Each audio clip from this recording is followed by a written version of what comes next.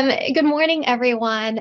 Thank you for joining our discussion. I wanted to get started in talking about safety citations. I think um, some employers and maybe the general public are not familiar with the department's safety and health enforcement arm until, of course, we entered the COVID-19 pandemic.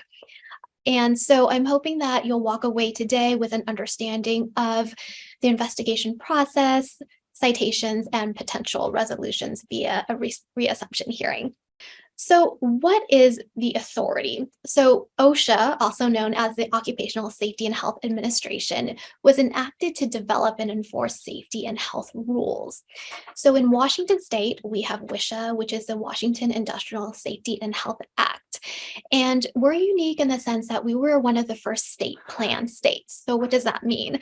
Essentially, we have the ability to promulgate and develop our own safety rules, but they must be at least as effective as OSHA. And so if you're an employer in Washington state, I'm sure you probably felt that, yes, we are even more stringent than the federal level. And so on the next level, where the department is the Division of Occupational Safety and Health. So this is the arm that actually does the enforcement for the citations. They do have cooperative programs, and then they oversee appeals in the reassumption level. So how do we get an inspection? So some can be programmed. If you ever wondered why you're filling out OSHA logs and who's looking at those statistics, well, that's an idea of one of the significance of that. And so, for example, a few years back, we had an emphasis on cranes in Washington state and inspections there. Unprogrammed, that could be a disgruntled employee reporting.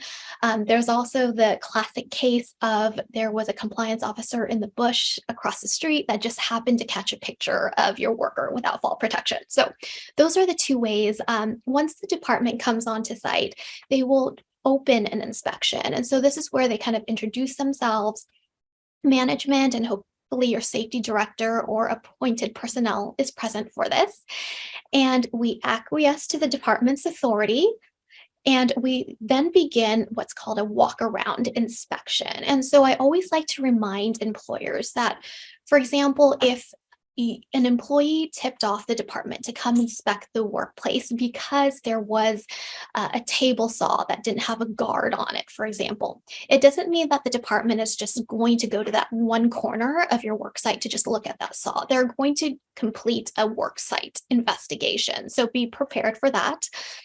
The department will also conduct interviews of management and workers. And so as you can imagine, they're going to use all of this information in regards to their walk around, taking pictures, talking to management and workers in order to support violations in a citation. So some employers have defense counsel present, especially for catastrophic loss cases or in situations where there are enough red flags. And so ensure that if that's an option, that you'll tell the department that you'd like extra time to have those interviews on a different day to allow for that time.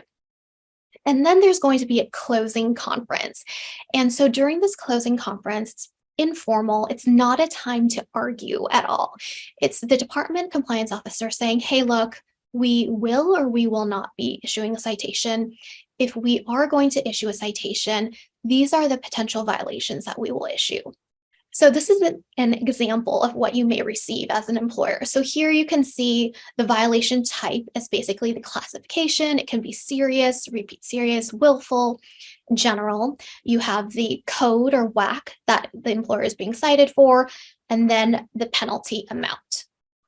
So what are appeal considerations? Why would an employer want to appeal a citation? So if you're a smaller employer and you're looking at a general citation, which may be record keeping and the penalty amount is minimal, you may think, I don't really want to appeal and there's really no need to. But for some employers, their classification matters. So if they have a serious violation or repeat serious or willful, it impacts their ability to bid for work. For example, if you're a prevailing wage employer, your safety record matters. And of course, there's an issue of the experience modification rate. So your safety record and how many workers' compensation claims that you have can impact your EMR for a 3-year period. So these are considerations that employers have to say, you know what, I really want to appeal this citation. So once you get the citation, really important, you have 15 days to appeal that citation. And what are your appeal options? So you can appeal directly to the Board of Industrial Insurance Appeals. And this is where the rules of evidence, the rules of civil procedure apply. So most people have defense counsel at this level. If, for example, you have an incident where there's a catastrophic loss or fatality, a direct appeal to the board is probably the best option for you.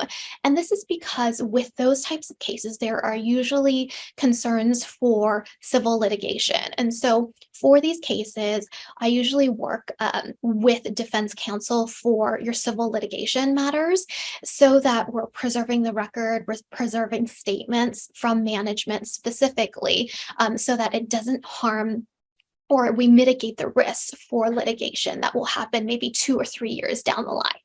And again, so if you have a repeat serious or a willful citation, employers usually like to appeal that at the board. One, because the department is not likely to vacate that citation at the department level, or because at a willful citation for that classification, it opens the door for actual criminal liability. So what is the reassumption hearing? So literally for the reassumption hearing, it's an informal process at a local Department of Labor and Industries office, often in a conference room. It feels informal, but it is recorded. And so that's one of the key things is that the department will inform you that they're going to use the information that you are telling them for any future litigation. And so as for a defense mechanism, I always like to put in on the record that because we're using the reassumption hearing, a portion of it to resolve it, we're putting in those evidence rule protections to say, look, we're trying to settle this. And then there's a little back and forth, but it's a tool that employers can use as well. So what is the reassumption hearing process in regards to what we are looking for? So I also like to remind employers we need to have a clear purpose. So for most employers, they are trying to seek resolution in lieu of litigation. And so this could look like a penalty reduction or a payment plan if your penalty is $100,000. Again, classification if you have serious violations that you think should be general because they're really record keeping violations.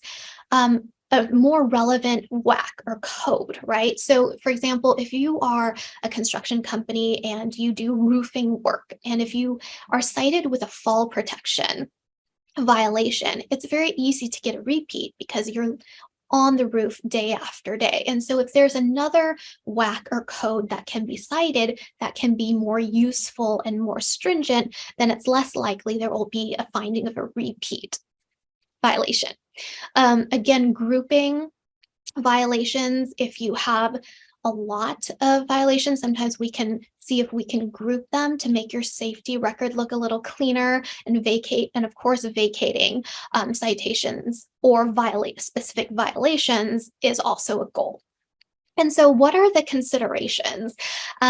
So before you enter into a reassumption hearing, you should already have the department inspection file. So when you put in your appeal, request the department inspection file. It's usually not offered to an employer. And what are you looking for? So the most important thing is that the department has a prima facie burden to uphold each violation. And so what that means is that they need to establish certain elements. So hazard, exposure to the hazard, code, and knowledge. And this could be direct employer knowledge or with due diligence, the employer should have known of this safety condition. And also think about affirmative defenses that you may want to raise.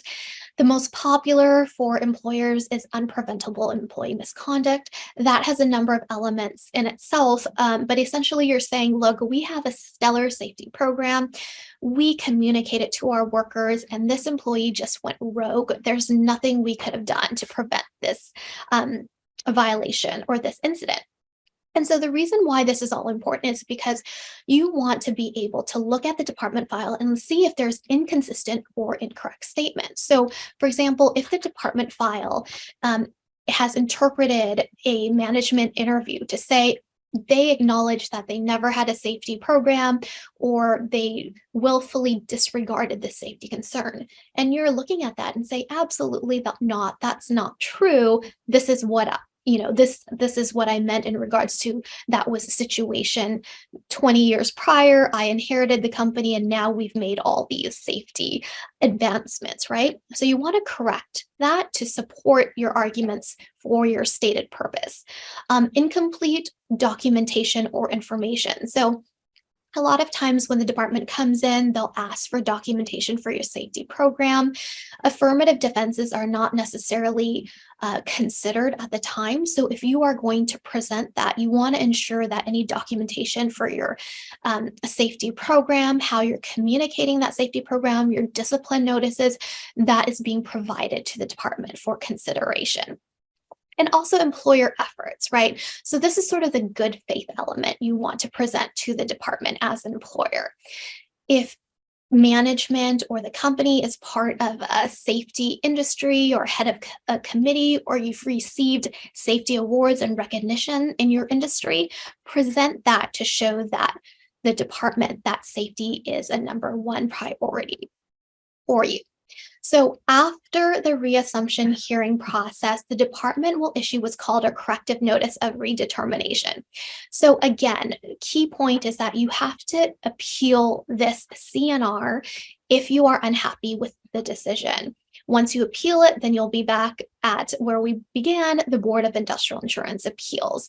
And so it's important that just because you appeal the initial citation doesn't mean that if you don't like the decision at the department level, it automatically goes to the board. So if you don't like the CNR, you need to appeal that within 15 days.